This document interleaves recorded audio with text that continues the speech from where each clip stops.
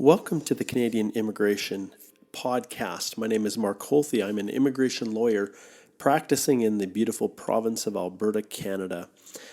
This is our fourth episode, and today we will be discussing some crucial facts that Canadian employers and prospective immigrants need to know about the Express Entry program.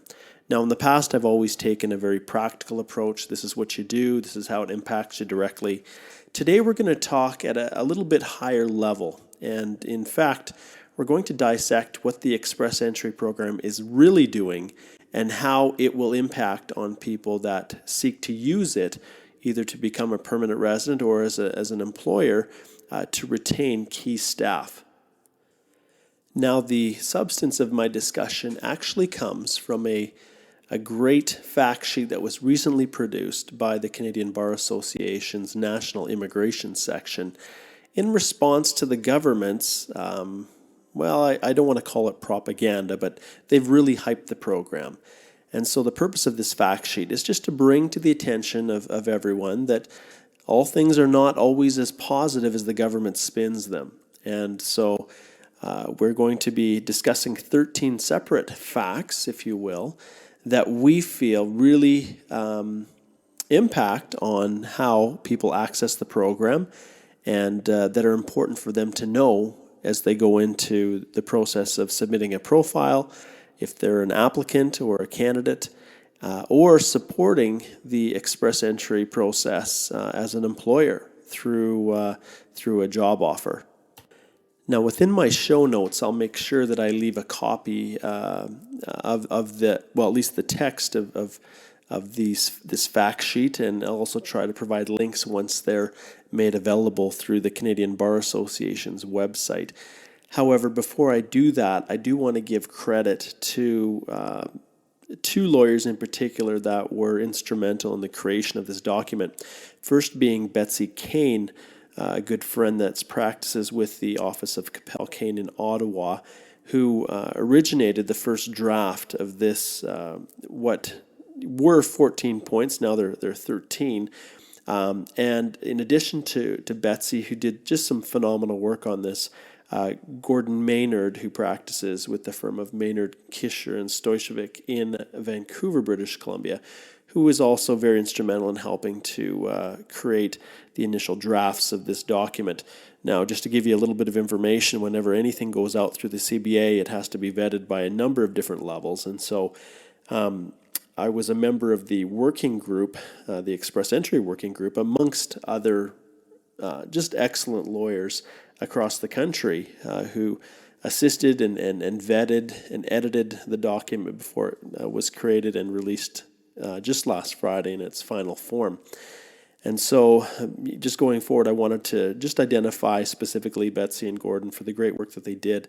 It's been a pleasure for me to work with them. And if you're ever in those areas seeking immigration counsel, without any doubt, I would not hesitate to recommend them. They are really, really experienced, well-respected members of the bar, both within the Canadian Bar Association and across the country within our immigration bar. So moving on, what I intend to do is go through each of these points and then elaborate a little bit more and give you some context as to why we've included them. So the first point to understand is that Express Entry, the program itself, is not simply a case management system. It actually imposes a new layer of requirements before a prospective applicant is even invited to apply for permanent residence through one of the three affected economic classes. And we know that those three programs are the Federal Skilled Worker, the Federal Skilled Trade, and the Canada Experience class. Now, CIC has really been proud of this program, and even before it's even started. And it has been the subject of much fanfare. Obviously, it's not, like I said, just a case management system, but it creates some fundamental changes to how people access these programs. So it's not just a way in which they can select candidates that they like. The reality is, in some cases, how you qualify for programs is significantly affected. And as I've discussed in some of my other blogs and podcasts, individuals who want to be selected and given an invitation to apply really need to have a labor market impact assessment now. And as I get into some of these other points, you'll see why that's significant. But understand this is not just a case management system. The second point is that the language CIC uses leads one to believe that prospective immigrants simply need a job offer to rank highly under the Express Entry program. Well, the reality is that this is not just any job offer. In fact, in order to rank the highest in the pool, you have to have a job offer that has been approved by a federal labor market impact assessment. So it can also be supported by a provincial government nomination through one of the P&P programs. But the reality is, if you want to get selected under Express Entry, you're going to have one of these two things. Now, the government has also indicated initially, like I said, that they don't anticipate that the first draw within the Express Entry will be filled completely by LMIA or provincial nomination candidates, but that people may be able to qualify with human capital alone. However, it is the government's intention that going forward, only those applicants that have LMIA supported profiles will really be drawn. Okay, so a couple other items. Number 3, LMIA applications actually require employers to undertake extensive recruitment campaigns, something that we know exists. They have to prove that there's no Canadian citizen or permanent resident available for the position, which is typically what happens when you're applying for a work permit that is supported by an LMIA. The exacting compliance regime applicable to the Temporary Foreign Worker Program will therefore also apply to employers seeking to recruit permanently under Express Entry. So what they've done is they've taken the Foreign Worker Program and as we are aware, and some of you may be aware, this past summer they overhauled the Foreign Worker Program and made it much, much more difficult to secure an LMIA. Now they've taken those same standards and same principles and basically imposed those over the permanent resident program. So only where companies can truly prove and show that there's no Canadian or permanent resident that can fill the position will those positions then be targeted for candidates within the Express Entry program. So that's something to really pay attention to. Number 4, if there is no LMIA or the employer does not qualify to participate in one of the P&P programs, the employer has to advertise on the National Job Bank, and they have to pursue all recruitment activities designed to attract Canadian citizens or permanent residents to replace even the existing employee in order to qualify for an LMIA. So employers will be required to justify why they have not hired Canadians to replace the incumbent worker that's with them right now. And this applies to any foreign worker who wants to apply for permanent residence.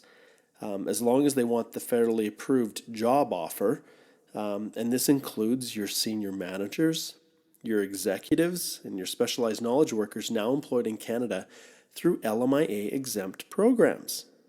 So individuals, even at very high levels, who've been brought in through intercompany transfers or otherwise, and understand Canada has many reciprocal agreements with other countries, including the United States, where our Canadians can be transferred equally into those different countries, and in many cases pursue permanent residence in like manner. But now our government is imposing an added requirement of obtaining an LMIA before they're actually able to be drawn through the Express Entry process. And now I'll qualify once again. Initially they say that candidates may be able to qualify with their human capital alone. In other words, their language ability, their work history, their education, those unique personal identifiers. And so even those who come in under intercompany transfer or otherwise pretty much have to get an LMIA. So the company has to advertise the position for that incumbent employee.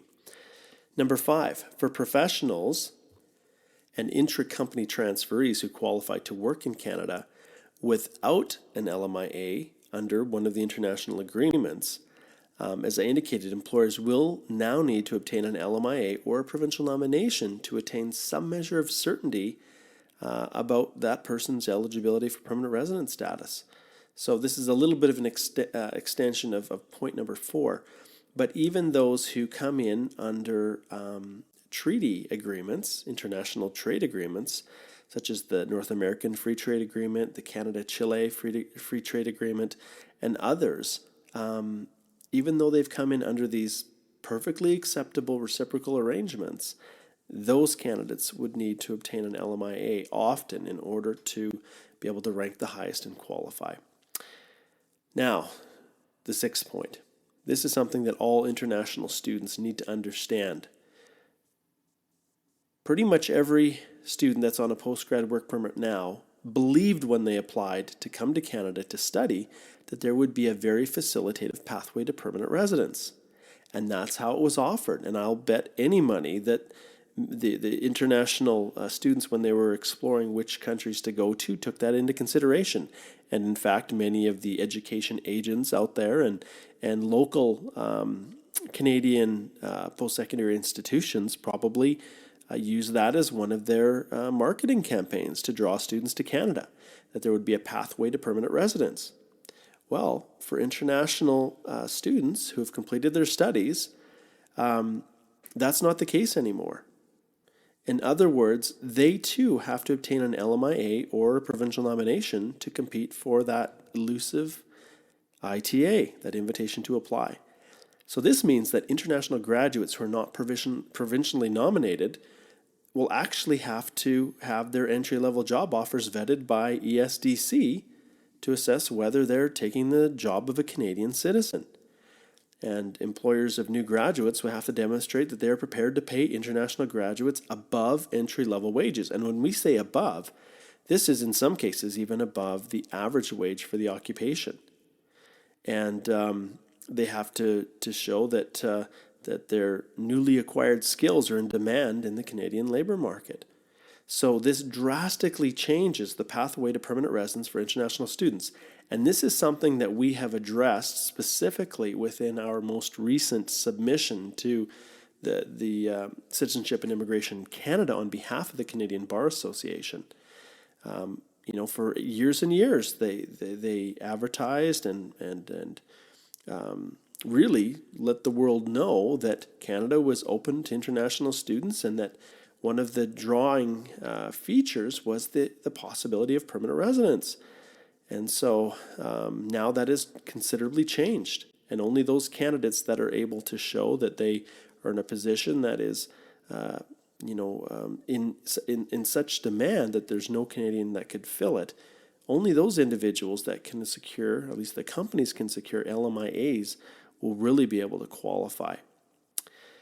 Number 7, any Canadian employer within the key tourist destinations, like Whistler and Banff here in my home province, have traditionally relied on long-standing bilateral youth exchange programs, such as the International Experience Class and the Working Holiday programs, etc., to bring in foreign students to meet the demand within these high tourist destinations, whether they were ski lift operators in the winter or individuals who worked at these resorts in the summer in a variety of capacities. They now, too, have to go through the same regime as anyone else if the company wants to keep them. Now, don't get me wrong. I have no issue whatsoever with Canadians being given the first opportunity at these positions. However, in these cases and in many circumstances, there are simply no Canadians to perform those jobs. None that are able to, especially in the winters, work the ski lifts full time. Students and youth are often in school during those times of year. And so these resorts rely heavily on these international youth through like I said, the Working Holiday Program and other international experience class programs. But now, if an employer wants to keep these individuals for any length of time, they're going to have to go through the LMIA process. And even when these people have proven themselves integral to the operations, it's going to be very interesting to see what happens within the tourist industry and the hospitality sectors because of these rule changes. And only time will tell. Point number 8.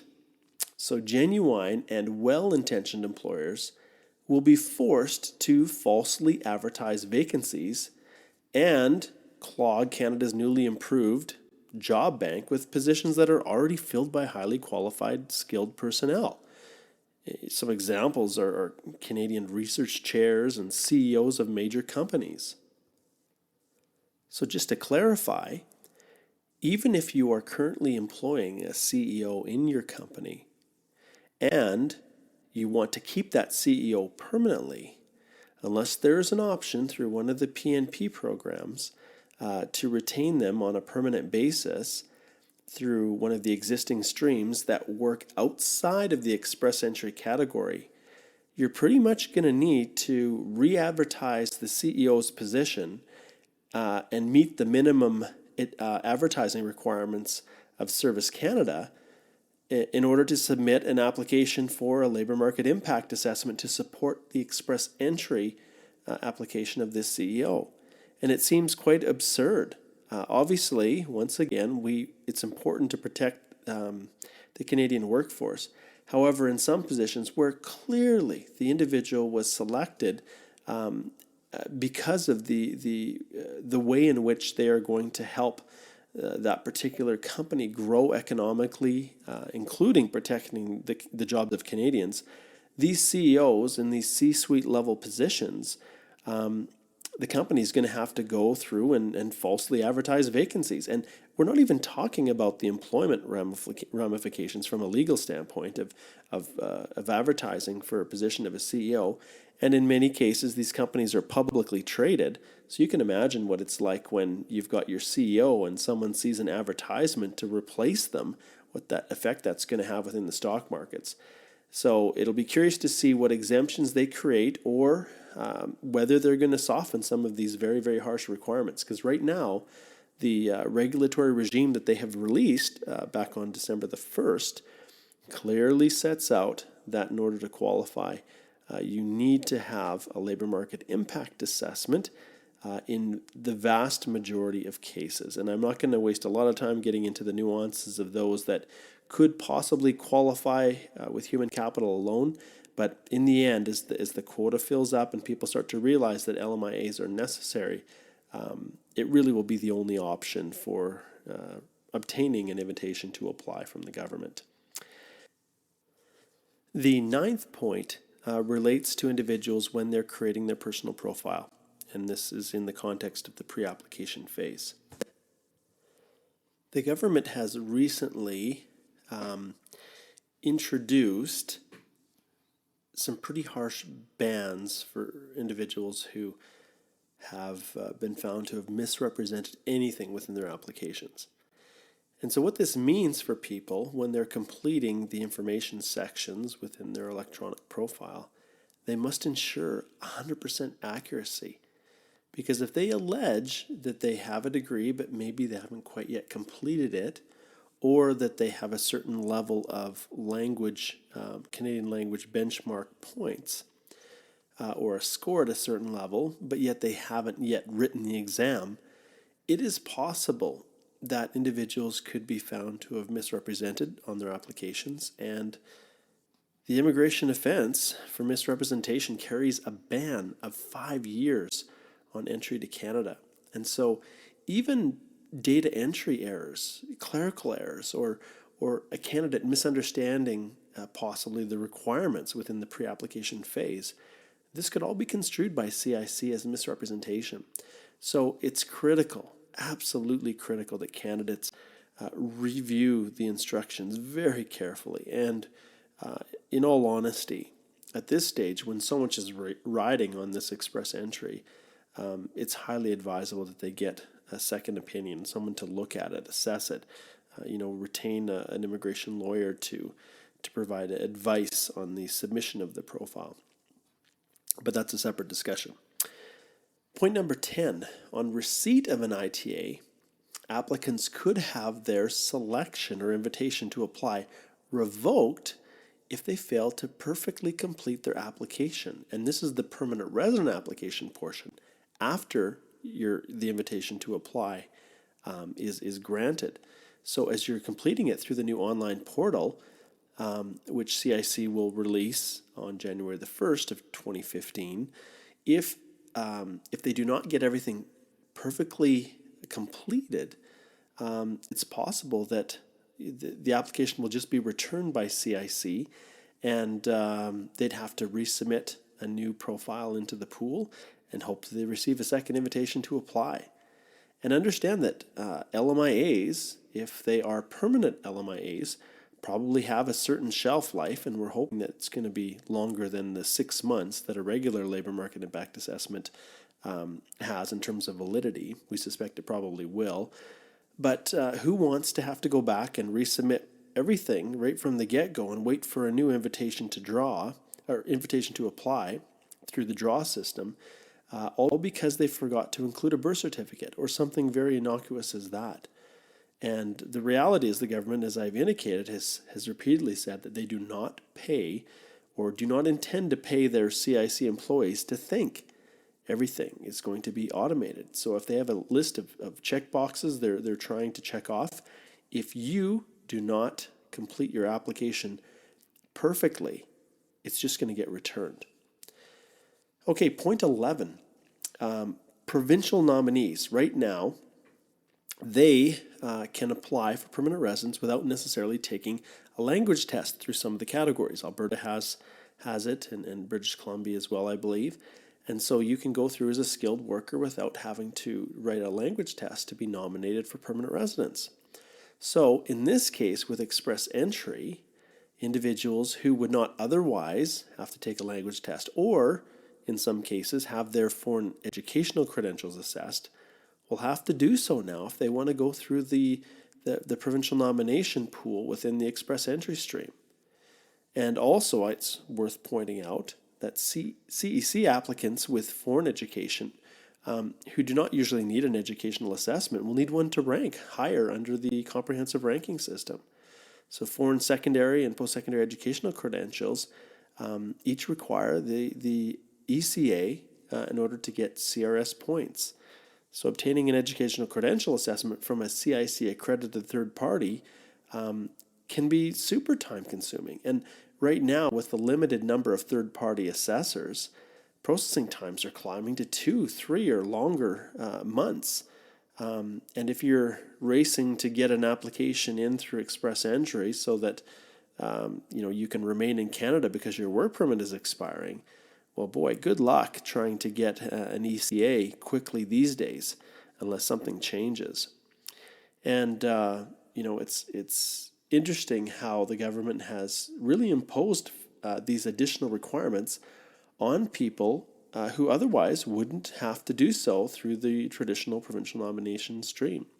Now, what we know from PNP to this stage is that probably those programs are going to modify their requirements so that if you want to receive a PNP-sponsored entry into the express entry stream, they're probably going to make changes within their own programs to bring them in line with CIC, so that if you do qualify under the PNP, you'll also qualify under the federal streams, whether it's the federal skilled trades, the federal skilled worker, or CEC. The 12th point relates to the government's electronic system for matching employers with suitable applicants. Well, at this stage, there's a complete lack of transparency and certainty. We really don't have any clue what this is going to look like. They've tried to explain a little bit in some of the outreach programs to the employers and to their recent authorized representative webinar that they provided. However, there's a lot of uncertainty, and the reality is it gives the perception that Canada is really not open for business. If companies can't ascertain in advance whether they are able to retain key personnel in Canada for longer durations, they're going to question whether to transfer the world's best and brightest to a country where the immigration programs are, they don't offer concrete criteria for selection. So there's still quite a bit of uncertainty in that, in that area. And if Canada is truly seeking to attract the best and brightest, as I indicated to a recent CBC reporter who did an article on Express Entry here just today, the reality is it's going to give people pause. It's going to give companies pause as to whether they want to enter into the immigration streams within Canada. They'll simply look elsewhere to other countries that offer more flexible options for senior and key personnel. Okay, 13. Under Express Entry, the government has promised to process applications in 6 months or less. And wow, that sounds great. That sounds awesome to be able to do that when right now we're looking at processing times often of greater than 2 years for most of the permanent resident categories. So timely processing of these applications is obviously key to Canada's ability to compete for global talent. So we're seeing Australia, for example, and New Zealand, who this Express Entry model is patterned after, secure permanent residence or offer and complete the permanent resident process for candidates in under 6 months. And my own brother, who is he's actually in Australia right now, immigrated with his family to Australia and had his permanent residence in under 6 months. And he went over with a master's in social work, and he had good education and good human capital and those kinds of things. But he was able to get in really under 6 months. So for our government to be able to achieve that standard, that's great, without a doubt. However, there are some questions that we have with respect to this process, because remember, 6 months means 6 months from the date that they receive or accept a permanent resident application as being complete, and then start to process it. So not the time a person's swimming in the Express Entry pool, or the time between getting the invitation to apply and actually filing the application. It's at some point, and we're not entirely certain when that clock will start to run, but probably when they accept the application for processing, it's at that stage that the 6 month period will, that service standard will start to apply. However, currently there is a mechanism to allow people whose work permits are expiring to obtain a bridging permit to bridge the time until their permanent status is granted. Well, CIC has stated that bridging work permits under Express Entry will be available only after approval in principle. Well, this requires an assessment of the application on its merits, and by delaying eligibility for a bridging work permit, applicants and Canadian employers cannot rely on a seamless transition from temporary to permanent residence. Now, CIC, in all honesty, is taking away an existing benefit of allowing that bridging work permit once an acknowledgement of receipt of PR has been issued. And that's how they have been doing it currently. When the application is receipted and being accepted for processing, it's at that stage that the bridging permit can be issued. But now under Express Entry, they're indicating that it's basically at the first stage of approval, which is a later date. And we're not entirely certain how long this is going to be, but still that's something that's being taken away from existing applicants. So these are some of the high-level discussion points that we've been thinking about and are really seeking clarification from CIC.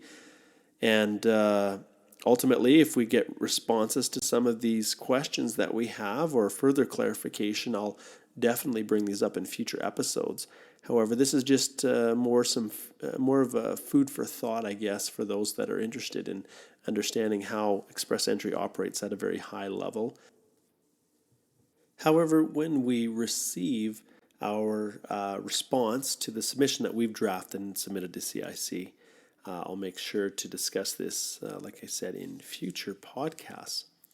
So this concludes the 4th episode of the Canadian Immigration Podcast.